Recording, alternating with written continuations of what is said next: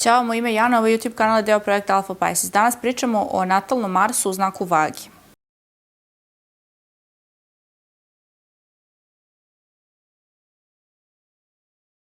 Šta je Mars? Mars je planeta rata. Mars je planeta čija pozicija u natalnom horoskopu nagovori o tome koliko smo raspoloženi za borbu, zbog čega krećemo u borbu, šta nas motiviše da se borimo, zašto se borimo.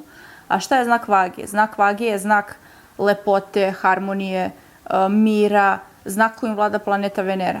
I šta smo onda dobili? Dobili smo osobu koja je pregovarač. Znači, dobili smo osobu koja teži harmoniji. Dobili smo osobu koja se bori za mir. Dobili smo osobu koja usmerava svoju energiju na postizanje harmonije i na postizanje lepog. Znači, na estetiku. Znači, ljudi sa Marsom u Vagi su ljudi kojima je jako bitno kako izgledaju.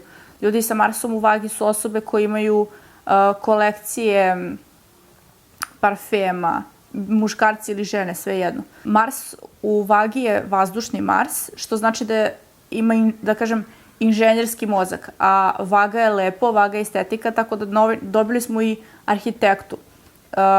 Svaki on je arhitekta sa roze šalom i predstavlja Marsom u Vagi.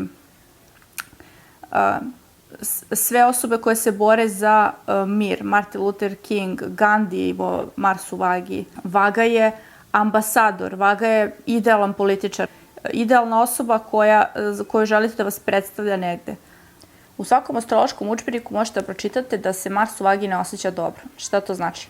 Znači, Mars se osjeća dobro u onim znacima u kojima je raspoložen za borbu. Sad smo objasnili zašto Mars u Vagi nije raspoložen za borbu, ali postoji toliko načina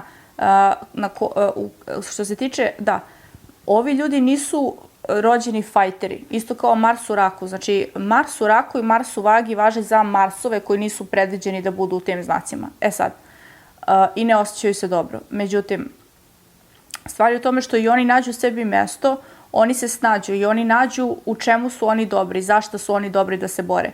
Mars u Raku se bori za to da se svi osjećaju lepo i da se svi osjećaju voljeno, a Mars u Vagi se bori za to za harmoniju, za povezivanje, znači ljudi iz cijelog sveta i tako dalje. Sad, ljudi sa Marsom u Vagi ne vole kritiku, međutim, postoji, da, recimo, gde još vidimo kako se to Mars ne osjeća dobro u Vagi. Mars u Vagi ne voli da se suočava, ne voli direktno suočavanje sa protivnicima, sa problemima. Mars u Vagi je neko ko će da gura probleme po tepih godinama, samo zato što ne želi da se sukobljava sa drugim ljudima, ne želi da ulazi u sukob, ne želi da pravi sebi problem. Nije to čak ni problem, ne plaši se on druge osobe, ali on ne želi da ga druga osoba manje voli, manje poštuje, manje gotive. On želi da bude dobar sa svima i to je otprilike nešto što staje ovim ljudima na put kada je u pitanju kada su u pitanju vođenje nekakvih bitaka, bilo kakvih. Tako da, ako imate Marsa u Vagi, to je stvarno divan Mars i, ne znam, trebate da se bavite politikom, treba da budete ambasador naše zemlje negdje. Jedna od simbolika Marsa u Vagi je grad Beograd. Naime, drevni graditelji Beograda, koji su bili konsultovali, naravno, astrologe, pošto su u davne vremena astrolozi bili konsultovani za sve živo, naročito za tako velike projekte kao što je izgradnje novog grada. Graditelji Beograda su Beograd napravili sa simbolikom Marsa u Vagi i centralna ulica u Beogradu koja se zove Terazije, naravno simbolika Vage. Kalemegdanska tvrđava je bila izgrađena, ona prvobitna u obliku Vage. I na kapijama grada bio je grb kao divlje svinje čija je glava probodena sa strelom. To je inače simbolika Marsa u Vagi. Sad, čemu je to služilo? Zašto su oni namerno napravili Beograd da ima simboliku Marsa u Vagi? Zato što nešto što ima simboliku Marsa u Vagi ne može da bude osvojeno. Znači, ne može da bude ne možete da preotmete to. Znači, Beograd može da bude, da zauvek taj grad može da bude samo u vlasništvu one ekipe koja ga je napravila. To jest graditelja Beograda. Tako da mi smo videli sad kroz istoriju vekovima koliko je Beograd sa svih strana napadan i nije u suštini, nikoga nije osvojio i uspeo da ga zadrži neko duže vreme. Tako, i ovi muškarci sa Marsom u vagi, znači to su oni super frajeri koje nekako smuva neka žena i vi ste u fazonu, kako ga je smuvala, kao već su toliko dugo zajedno, kako ga je zadržala i sve to, a onda se pojavi neka treća žena i onda ona preotme tog muškarca ovoj prethodnoj ženi. Fora je samo što, da, to je suština, ovi likovi ne mogu da budu smuvani, znači oni mogu da puste vas da vi mislite da ste ih smuvali, ali ne mogu oni da budu zapravo pokoreni i osvojeni. To je simbolika Marsa u vagi. Znači, zato se kaže da je Mars tu u padu.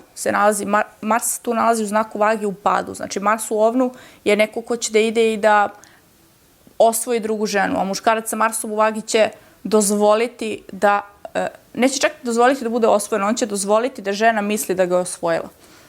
Kada smo pričali o Marsu u Devici, rekli smo da su na neki način imati planete u vagi u Devici, to je na neki način blagoslov, zato što su na pola puta između ovna i ribe. Znači ovan, rekli smo da ovan ima najviše akcije, a riba imaju najviše intuicije. I onda su Devica i vaga u stvari znaci koji su na pola puta između ovna i ribe i da se oni imati planete u Devici ili vagi, to se smatra kao blagoslov zato što imate kao od svega pomalo. Pa tako ćemo reći sad kao i za Mars u Devici, reći ćemo i za Mars u vagi da su to ljudi koji su jako realni, jako uspešni u životu i isto kao i Mars u Devici prilično su samoodrživi. Sad, ne toliko kao Mars u Devici, zato što ipak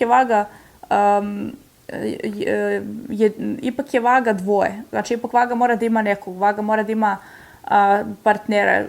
Muškarac sa Marsom u vagi se osjeća jako prazno dok je single. Znači, muškarac sa Marsom u vagi funkcioniše u životu i može da napreduje u poslu tek kada se oženi na neki način ili kad već ima stalnu vezu. Muškarac sa Marsom u vagi jako slabo funkcioniše kada je single i u poslovnom smislu. Tako da, na neki način ovim muškarcima je uslovljeno, karijera im je uslovljena time da li su oženjeni ili nisu.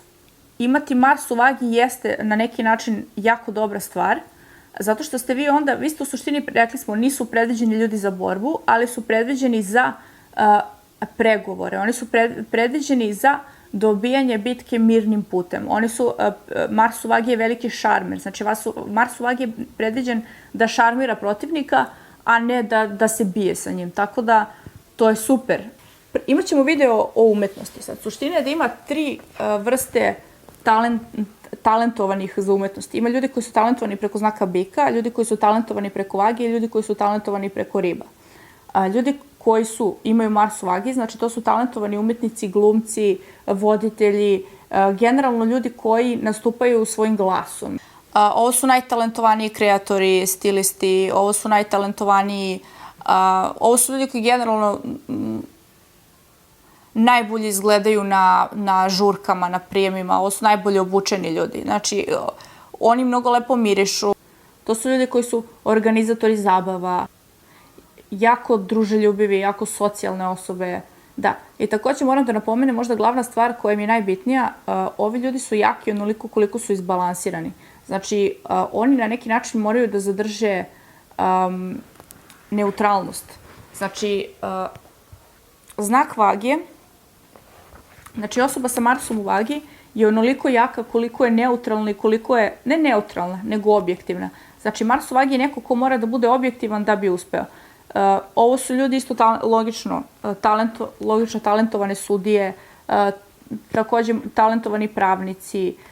Međutim, ovi ljudi padaju ako pokažu ego, sujetu, ako su subjektivni po bilo kom osnovu. Znači, ovo su ljudi za koje mora da važi ona priča kao on je pošten, kao da bi uspeli u životu. Znači, stvarno moraju da se drže nekih kao tih pravila fair playa.